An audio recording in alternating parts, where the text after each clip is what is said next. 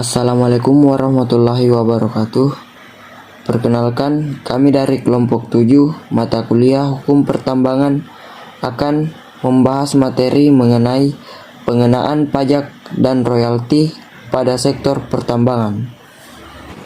Sebelum masuk ke materi, saya sebagai moderator akan memperkenalkan keenam anggota kelompok saya.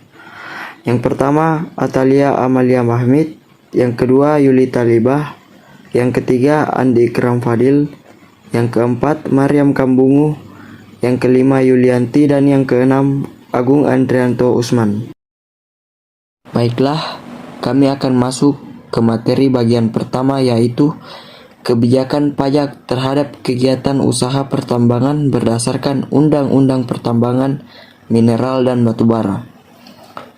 Pajak penghasilan atau yang biasa disebut sebagai PPH adalah pajak yang dikenakan kepada orang pribadi atau badan atas penghasilan yang diterima atau diperoleh dalam suatu tahun pajak. Penghasilan itu dapat berupa keuntungan usaha, gaji, honor, hadiah, dan lain sebagainya. Selanjutnya, dalam Undang-Undang Nomor 11 Tahun 1967 tentang Pokok Pertambangan tersebut diusulkan telah diubah menjadi Undang-Undang Batubara. Berdasarkan Peraturan Pemerintah Nomor 27 Tahun 1980 yang merupakan aturan pelaksanaan dari Undang-Undang Nomor 11 Tahun 1967 tentang pokok pertambangan mengenai barang galian dibedakan menjadi 3 kelompok yang akan dibacakan oleh teman saya.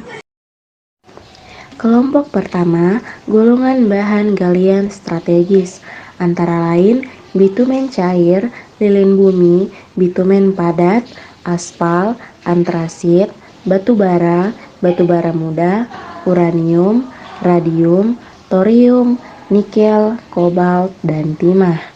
Kelompok kedua, golongan bahan galian yang vital, antara lain besi, mangaan molibden, krom, bauksit, tembaga, timbal, seng, emas, platina, perak, air raksa, intan, arsin, antimon, bismut, rotium yodium, balerang, dan lain-lain. Kelompok ketiga, golongan galian yang tidak masuk 2 kelompok di atas, misalnya nitrat-nitrat, fosfat-fosfat, garam batu, asbes, grafit, magnesit, dan lain-lain. Pengenaan royalti dari sektor pertambangan. Royalti merupakan bagian dari mineral rent atau rente mineral. Royalti berhubungan erat dengan kegiatan produksi yang terjadi dalam pertambangan. Ia diberikan kepada pemilik atau pengusaha mineral atas pemberian izin untuk mengeksploitasi mineral yang ada di suatu wilayah. Dalam kegiatan produksinya, si penerima izin bekerja atas resikonya sendiri dan juga dengan modalnya sendiri, akan tetapi bekerja di lahan bukan miliknya. Karena itu ia berkewajiban memberikan royalti kepada pemilik lahan. Ia hanya mempunyai hak untuk menambang saja.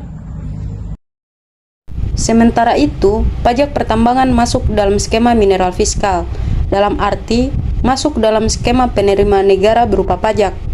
Pajak sendiri merupakan hak yang didapatkan oleh negara atas pelayanannya kepada para benefisiaris.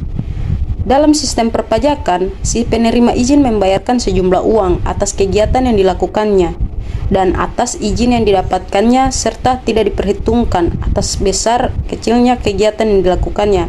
Dengan demikian, walaupun usaha sedang tidak beruntung atau produksi sedang menurun, ia tetap harus membayar berbagai macam pajak yang telah ditentukan oleh negara.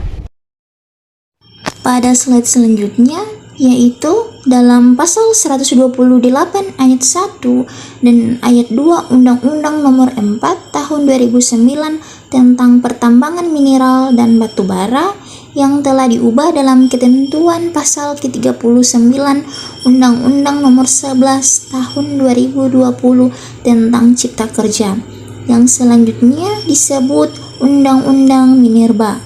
Pasal 128 ayat 4 Undang-Undang Minerba menyatakan bahwa penerimaan negara bukan pajak tersebut terdiri atas Yang pertama ada iuran tetap, yang kedua ada iuran eksplorasi, yang ketiga ada iuran produksi, dan yang keempat ada kompensasi data informasi.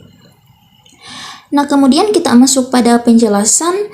Yang pertama, iuran tetap adalah iuran yang dibayarkan kepada negara sebagai imbalan atas kesempatan penyelidikan umum, studi kelayakan, konstruksi, eksplorasi, dan eksploitasi pada suatu wilayah kuasa pertambangan atau kontrak karya atau perjanjian karya pengusahaan pertambangan batubara.